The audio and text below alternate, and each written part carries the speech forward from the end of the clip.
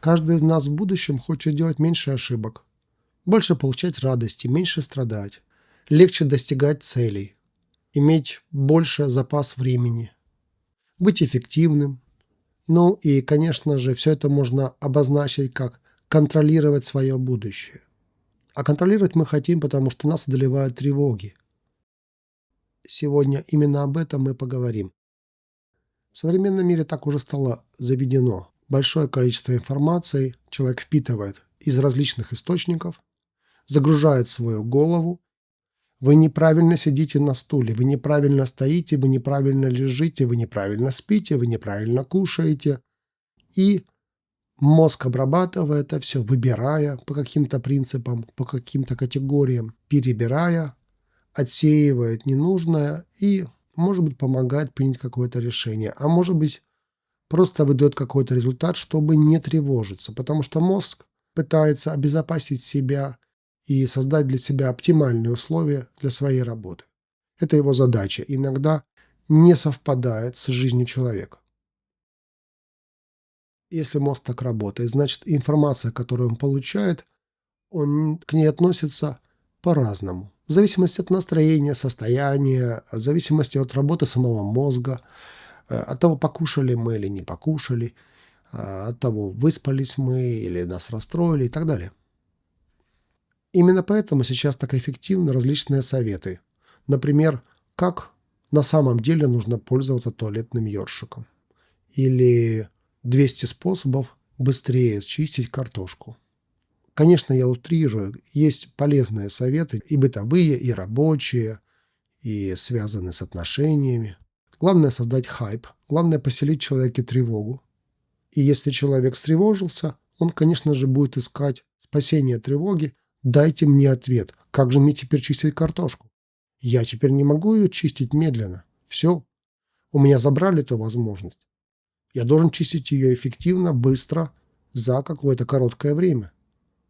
Вот так приблизительно выглядит эта машина. Машина вечной тревоги. И этих тревог создается бесконечное количество.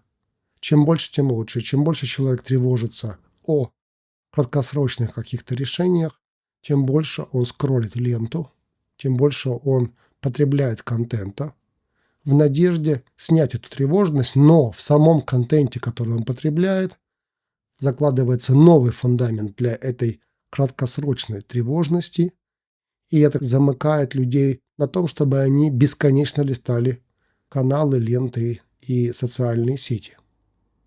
Что же можно сделать, чтобы не быть подверженным так сильно вот этой краткосрочной тревоге? Я повторяю это словосочетание несколько раз, чтобы вы его запомнили, чтобы оно у вас отобразилось внутри в памяти. Краткосрочная тревога. На этом сейчас построен весь маркетинг. И это работает настолько хорошо, что человек уже имеет одновременно доступ к миллионной базе вот этих советов. Как чистить картошку, например. С другой стороны, за счет того, что мы операционально управляем всеми процессами, ну так, во всяком случае, нам кажется, то есть мы на все создаем алгоритм, как нужно действовать в тех или иных случаях, наше будущее становится как будто запрограммированным. Мы пытаемся его запрограммировать, чтобы контролировать все процессы, чтобы алгоритмы были все более и более эффективными. И это, в общем-то, нормально. Избыток информации должен приносить человеку пользу, в конце-то концов. Но что становится особенно интересным? Правда в том, что никто не умеет жить. Абсолютно никто. Кто бы вам ни говорил, как вам надо поступать, как вам надо действовать, не знает на самом деле, как жить в будущем. То есть будущее – это то, что еще не наступило. Это то, что мы только откроем как коробочку и поместим туда себя со всеми вытекающими из этого последствиями.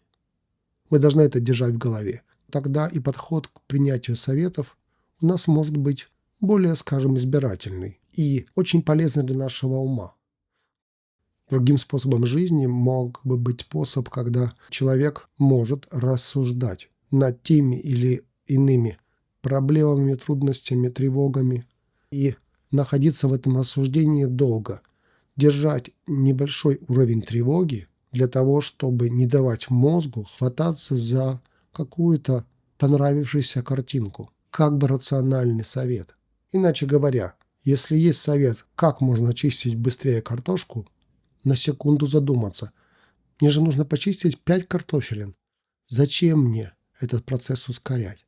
Более того, в процессе чистки я буду рассуждать самим собой о чем-то. И таким образом во время чистки картошки я, может быть, даже буду замедлять свой темп, чтобы обдумывать что-то другое важное для меня.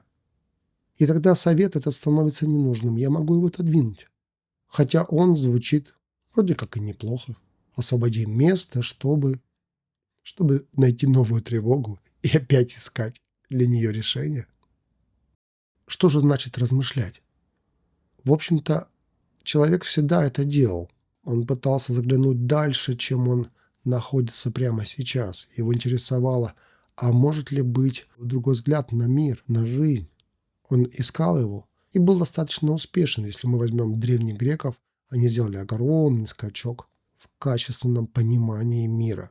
По-своему они его поняли, но они дали ему какую-то оценку, какое-то название, и множеством этих названий мы пользуемся и сейчас. Именно поэтому человек отодвигает саму возможность заражения себя краткосрочными проблемами.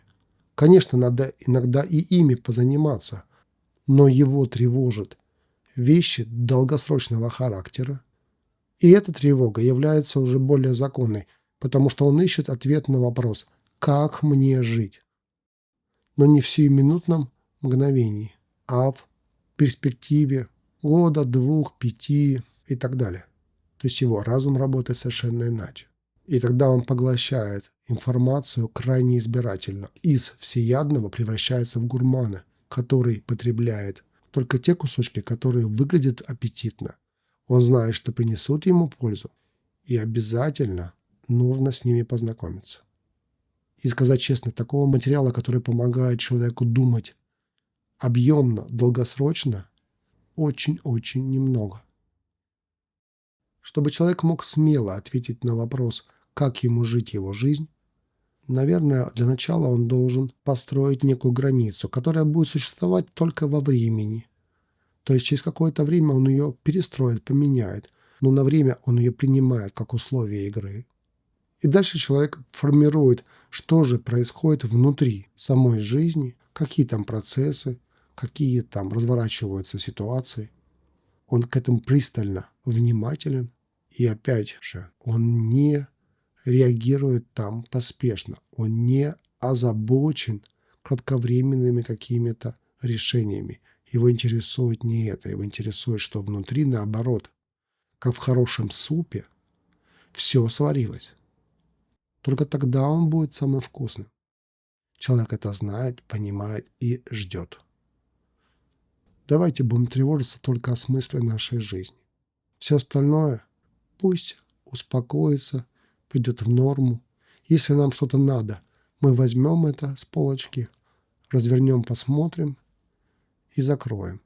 И не будем себя отдавать на растерзание сиюминутной тревоги. Она нас разделяет с любимыми.